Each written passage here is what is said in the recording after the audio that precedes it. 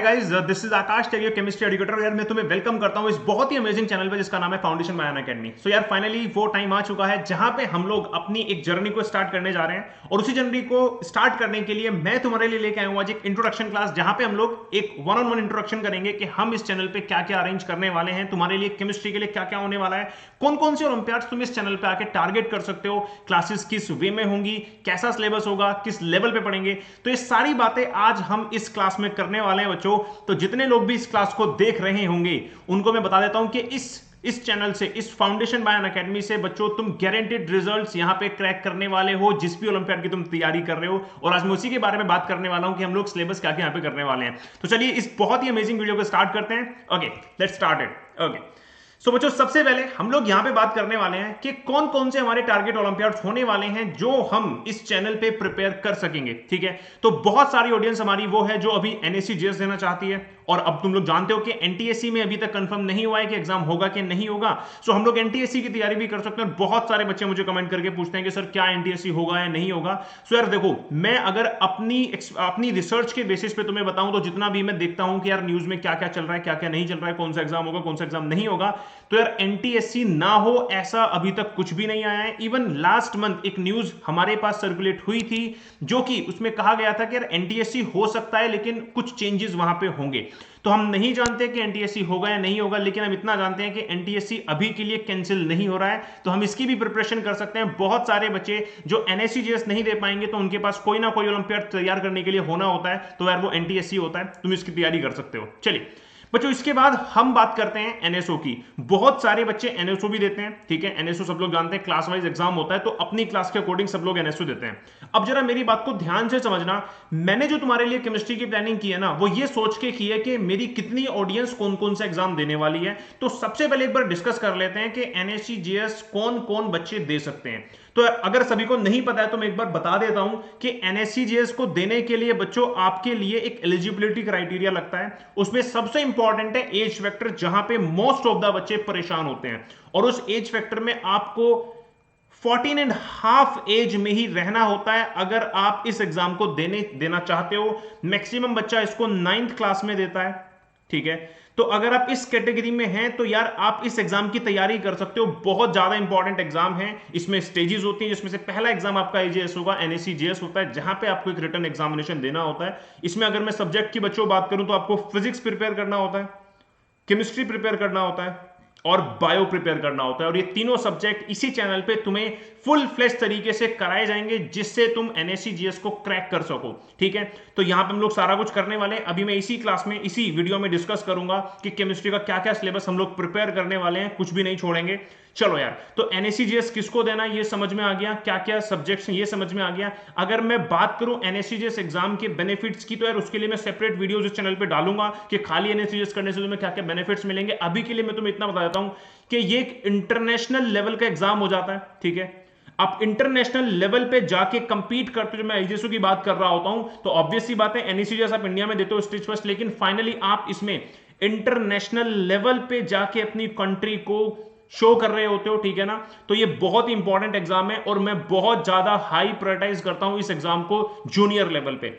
चलिए बच्चों, एनटीएससी की बात करें तो एनटीएससी की ऐसा कोई लिमिटेशन नहीं है। एज लिमिटेशन अगर मैं बात करूं, मैक्सिमम बच्चा इसको 10th क्लास में देता है। इसमें बस इतनी सी लिमिटेशन, इतनी सी कंडीशन है कि आपको 10th क्लास में होना होता है। तो यार अगर आप 10th क्लास में होते हो तो इस एग्जाम को आप दे सकते हो। अगर मैं बात करूं एनएससी जीएस के सिलेबस की, ऊपर रह गया सिलेबस, तो एनएससी जीएस में आपको पता होगा कोई भी वेल डिफाइंड सिलेबस नहीं बताया जाता है, लेकिन जो प्रीवियस पेपर के सिलेबस की अगर बात करें तो 9th और 10th को टारगेट किया जाता है। लेकिन टारगेट का जो लेवल होता है ना, एग्जाम का जो लेवल होता है बच्चों, वो कंप्लीटली आपको 11th और 12th के लेवल पे देखने के लिए मिल जाता है। बहुत सारे चैप्टर जहां पे डायरेक्टली आपको 11th 12th से देखने के लिए मिलता है। फॉर एग्जांपल आपको atoms and molecules 11th class के बेसिस पे मिलता है। तुम्हें स्टेट्स ऑफ मैटर तुम्हें 11th क्लास के बेसिस पे मिलता है। Metals, non metals, isolation of elements तुम्हें 12th क्लास के हिसाब से मिलता है। केमिकल काइनेटिक्स तुम्हारा 12th क्लास से आ जाता है कभी कभार क्वेश्चंस। तो यहां पे 9th 10th का सिलेबस होता है, लेकिन उसका लेवल थोड़ा हम लोग हाई एक्सपेक्ट करते हैं एनएससी जीएस के एग्जाम में। लेकिन बच्चों जो मैं बात कर रहा होता हूं ना एनटीएससी की, तो यार एनटीएससी में बच्चे 10th क्लास में देते हैं एक वेल डिफाइंड सिलेबस आपको यहां पे मिल जाता है, जिसमें आपको 9th और 10th क्लास को ही प्रिपेयर करना होता है। अगर मैं बात करूं क्या सर इसमें कोई ऐसा लेवल नहीं होता जहां पे हमें 11th और 12th भी पढ़ना पड़ता है, तो यार होता है, क्योंकि एनटीएससी तुम्हें पता होगा 2 स्टेजेस में होता है, स्टेज 1 और स्टेज 2। जहां पे स्टेज 1 में आप बेसिकली अगर अपना क्लास का भी करते रहेंगे 9th 10th का तो आप निकाल सकते हैं, लेकिन स्टेज 2 में आपको एक अच्छा लेवल पढ़ना होता है। तो मैं बोलूंगा कि हाँ, बहुत सारे चैप्टर्स को आपको 11th और 12th लेवल पे भी पढ़ना पड़ता है जब आप स्टेज 2 के लिए भी प्रिपेयर कर रहे होते हैं। और ऐसा कोई भी बच्चा नहीं होगा जो खाली स्टेज 1 के लिए प्रिपेयर करेगा, सभी बच्चे स्कॉलरशिप लेने के लिए स्टेज 2 तक प्रिपेयर करना चाहते हैं। चलिए बच्चों, अगर मैं वहीं पे बात करूं एनएसओ की, तो यार इसका लेवल बहुत ही नॉर्मल हो जाता है, क्योंकि ये क्लास वाइज एग्जाम है। कोई बच्चा इसको 8th में भी दे सकता है, 9th में भी दे सकता है, 10th में भी दे सकता है। उसका सिलेबस जो है एक लिमिटेड सिलेबस है, आपको अपनी क्लास तक का ही प्रिपेयर करना होता है। तो इस एग्जाम को मोस्टली सभी लोग देना चाहते हैं, क्योंकि बहुत ही ईजी एग्जाम हो जाता है। लेकिन मेरे अकॉर्डिंग जो मैं हाई प्रायोरिटाइज करता हूं एक बच्चे के लिए जो वर्थ इट एग्जाम है यार, वो सबसे पहले एनएससीजीएस है। और एनटीएससी होता है तो एनटीएससी भी है, एनएसओ भी आप दे सकते हो। चलिए अब जरा बात कर लेते हैं, ये तो हमारा है टारगेट ओलंपियाड्स। इसके अलावा हम इस चैनल पे क्या करने वाले हैं, तो यार बहुत सारे हमारे बच्चे ऐसे होते हैं जो अर्ली स्टार्ट किए होते हैं अपने जेई नीट की प्रिपरेशन के लिए। यार तुम्हें बनना है फ्यूचर में डॉक्टर, इंजीनियर, और उसके लिए तुम्हें जेई और नीट एग्जाम निकालना पड़ता है। और यहां पे बहुत सारे बच्चे अभी ऐसे हैं ऑनलाइन की दुनिया में जो बहुत ज्यादा अवेयरनेस यहां पे फैल चुकी है। उनको क्या करना है कि जेई और नीट करना है, उसके लिए टारगेट करना है, तो इनडायरेक्टली कहीं ना कहीं उनको प्रिपरेशन अपनी स्टार्ट करनी होती है।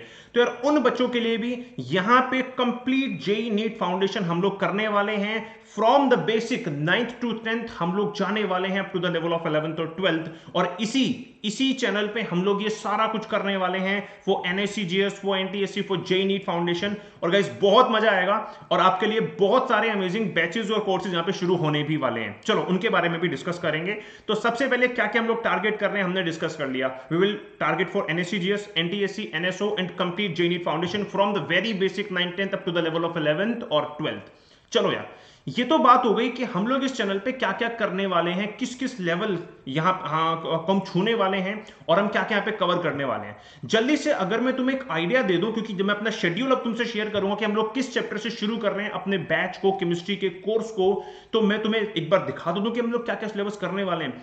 तो एनएससीजीएस वालों को अपना सिलेबस पता होगा। अगर मैं एक एनएससीजीएस वाले किसी भी एस्पिरेंट को उसका सिलेबस बताऊं, तो यार वहां पे आपको एसिड बेस एंड सॉल्ट करना होता है, एनालिटिकल केमिस्ट्री आपको तैयार करनी होती है, मेटल्स नॉन मेटल्स करना होता है, मॉल कॉन्सेप्ट आपको करना होता है, कार्बन एंड इट्स कंपाउंड आपको करना होता है, स्टडी ऑफ गैसेस लॉज आपको करना होता है, इक्विवेलेंट कंसेप्ट भी आपको करना होता है, पीरियोडिसिटी भी करनी होती है, इलेक्ट्रोकेमिस्ट्री से भी क्वेश्चन आते हैं, केमिकल काइनेटिक्स से अल्टरनेट ईयर्स में क्वेश्चन आ जाता है तो इसलिए हमें करना पड़ता है, रिडॉक्स रिएक्शन से क्वेश्चन आते हैं, केमिकल बॉन्डिंग से क्वेश्चन आते हैं। अब मैं तुम्हें कुछ अमेजिंग सी बात बताता हूं, देखो जरा ध्यान से। यहाँ पे अगर मैं बात करूं यहाँ पे हर एक चैप्टर की, तो एसिड बेस एंड सॉल्ट आपको 10th में मिलता है, लेकिन बहुत बार देखा गया है कि एनएससीजीएस में इसी एसिड बेस एंड सॉल्ट से 11th और 12th वाले लेवल पे क्वेश्चन पूछ लिए जाते हैं। फॉर एग्जांपल आयनिक इक्विलिब्रियम से क्लास 11th से, तो आपको यहाँ पे क्लास 11th को भी प्रिपेयर करना पड़ता है। एनालिटिकल केमिस्ट्री में बहुत सारे टॉपिक ऐसे यहाँ पे आपको 11th की केमिस्ट्री करनी पड़ती है।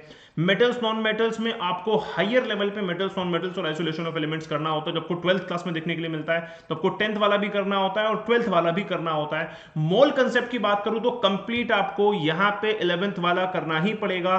बेसिकली आपको सबसे पहले 9th क्लास में मिलता है, लेकिन आपको यहाँ पे अगर आप एनएससीजीएस की सारी स्टेजेस को क्रैक करना चाहते हो तो आपको यहाँ पे 11th वाला भी कंप्लीट करना पड़ेगा।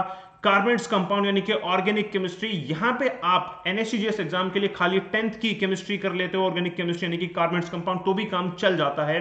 स्टडी ऑफ गैसेस लॉज की बच्चों बात करूं तो आपको 9th के साथ साथ 11th भी कवर करनी होती है। इक्विवेलेंट कंसेप्ट आपको सबसे पहले देखने के लिए ही 11th क्लास में मिलता है, उससे पहले होता ही नहीं है। पीरियोडिसिटी आपको 11th वाली कवर करनी होती है। इलेक्ट्रोकेमिस्ट्री 12th में ही होती है, यहां से पूरा चैप्टर करने की जरूरत नहीं होती है। आपको कुछ लिमिटेड टॉपिक्स हैं जो फ्रीक्वेंटली एनएससीजीएस में पूछे जाते हैं। उसके बाद अगर मैं बात करूं बच्चों केमिकल काइनेटिक्स की, तो वहां पे आपको 12th की केमिकल काइनेटिक्स पढ़नी होती है। अगेन आपको सारा सिलेबस नहीं करना होता, आपको कुछ ऐसे इजी टॉपिक्स करने होते हैं जो एनएससीजीएस में फ्रीक्वेंटली या फिर अल्टरनेट ईयर्स में पूछे जाते हैं। रिडॉक्स रिएक्शन की बात करूं तो हर बार पेपर में क्वेश्चन आता है। लास्ट ईयर रिडॉक्स रिएक्शन से 2 क्वेश्चन बने थे बच्चों, जिसमें मैंने तुम्हें पूरा सॉल्यूशन दिया था। तो 2 क्वेश्चन आए थे, बहुत इंपॉर्टेंट है, आपको 11th वाला कंप्लीट करना होता है। और केमिकल बॉन्डिंग की बात करूं तो अगेन बच्चों 10th क्लास में होता है, लेकिन क्वेश्चन 11th क्लास से ही आते हैं। तो यहां पे आपको ये आइडिया हो चुका होगा कि यार अगर मैं NSCGS को टारगेट कर रहा हूं तो किस लेवल तक मुझे तैयारी करनी होगी और क्या कोई ऐसा बैच है जहां पे मैं वो कर पाऊंगा। तो हाँ यार, ये foundation bye Unacademy is the only channel from now जो आपको NSCGS की एक कंप्लीट तैयारी करवाने वाला है, जहां पे अमेजिंग रिकॉर्डेड सेशंस तुम्हें मिलने वाले हैं केमिस्ट्री के और बाकी सब्जेक्ट्स के भी। चलो यार, अगर बच्चों में बात करूं NTSC वालों के लिए, बहुत सारे बच्चे NTSC के लिए भी विचलित हैं कि सर NTSC होगा या नहीं होगा, या फिर मैं प्रिपरेशन करूं तो कहां से करूं, फिर कैसे करूं। तो NTSC में भी आप यहां पे आके अपने आप को प्रिपेयर कर सकते हो। अगर मैं केमिस्ट्री के सिलेबस की बात करूं तो again acid base and salt common chapter है, तो आप कर सकते हो। NSCGS वाले भी इसको प्रिपेयर कर सकते हैं। Carbides compound again the common chapter. Then अगर आप देखोगे बच्चों नीचे metals and non metals again the common chapter. फिर बच्चों इसी में आपको नीचे मिल जाएगा periodic classification, physical change and chemical change, जिसमें आप मोल कॉन्सेप्ट को भी पढ़ते हो। ठीक है, पीरियोडिक क्लासिफिकेशन यहाँ पे 2 बार दे रखा है, इसको छोड़ देना। अगर मैं आगे बढ़ूं तो और भी चैप्टर्स यहाँ पे हैं तुम्हें केमिस्ट्री के जो मिल जाते हैं। ठीक है, यहाँ पे बहुत ही कम चैप्टर मेंशन है। इसके अलावा जो जो चैप्टर होते हैं मैं एक बार साइड में लिख देता हूं यार। केमिकल बॉन्डिंग आपको यहां भी करना होता है NTSC में भी। ठीक है, केमिकल बॉन्डिंग आपको यहां भी करना है। मॉल कंसेप्ट आपको यहां पे भी करना है।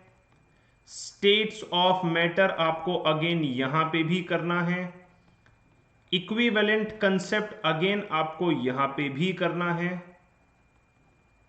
ठीक है बच्चों, मेटल्स नॉन मेटल्स हो गया, कार्बेट्स कंपाउंड्स हो गया, और बाकी आपको ये सारा यहां पे करना होता है। मैं बोलूंगा इन शॉर्ट आपको क्लास 9th और 10th का सारा सिलेबस करना है up to the level of 11th और 12th। उसमें कुछ एडिशनल टॉपिक्स होते हैं, जैसे कि केमिकल बॉन्डिंग एक एडिशनल जो है टॉपिक हो गया यहाँ पे, क्योंकि 10th में बहुत ही मिनिमाइज करके दिया हुआ है इस टॉपिक को, तो आपको अलग से इसको 11th क्लास का पढ़ना पड़ता है। ये है तुम्हारा बच्चों NTSC का सिलेबस। अब यहाँ से बात आ जाती है कि सर हमारी जो हम नीट JEE फाउंडेशन यहाँ पे करने वाले हैं, हम लोग NSCGS जो करने वाले हैं, हम लोग जो अर्ली स्टार्टर्स हैं, हमारा क्या प्लान होगा, व्हाट इज आवर शेड्यूल, हमारा शेड्यूल कैसे होगा।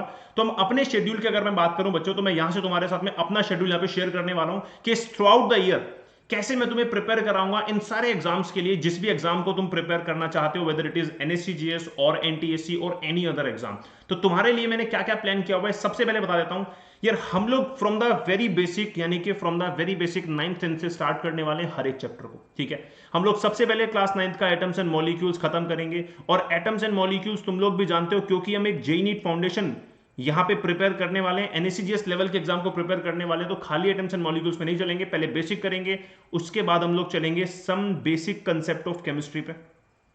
ठीक है यार, some basic concept of chemistry पे चलेंगे। ठीक है भाई, उसके बाद अगर बच्चों में बात करो, देन हम जाएंगे यार स्ट्रक्चर ऑफ एटम पे। अगेन हम स्ट्रक्चर ऑफ एटम में भी केवल 9th क्लास पे नहीं रुकेंगे, हम 11th क्लास का एटॉमिक स्ट्रक्चर भी यहां पे खत्म करने वाले हैं। देन आफ्टर बच्चों हमें जाना पड़ेगा पीरियोडिसिटी पे, जो कि 10th वाला नहीं, हम लोग 11th वाला खत्म करेंगे, पीरियोडिसिटी।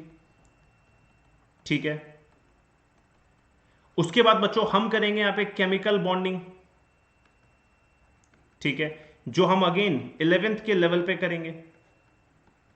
ठीक है, उसके बाद बच्चों हम लोग करेंगे यहां पे स्टेट्स ऑफ मैटर। ठीक है, जो कि हम अगेन 11th क्लास वाला करेंगे।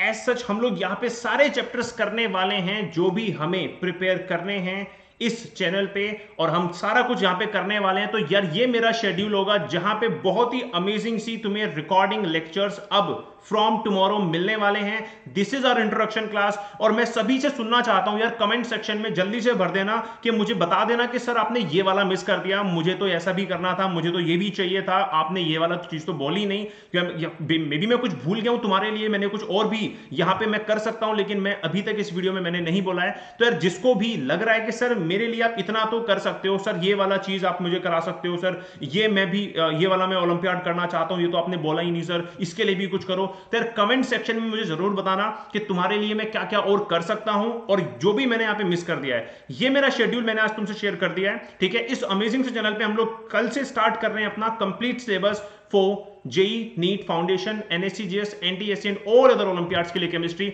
तब तक के लिए बाय एवरीवन, और हां कमेंट करना मत भूलना। ठीक है ना, जिसने अभी तक चैनल को सब्सक्राइब नहीं किया वो भी सब्सक्राइब कर लो, और कमेंट करके मुझे जरूर बताना कि मैंने यहां पे क्या मिस कर दिया, फिर मैं तुम्हारे लिए और भी क्या कर सकता हूं। चलो यार, thank you everyone, bye guys, bye.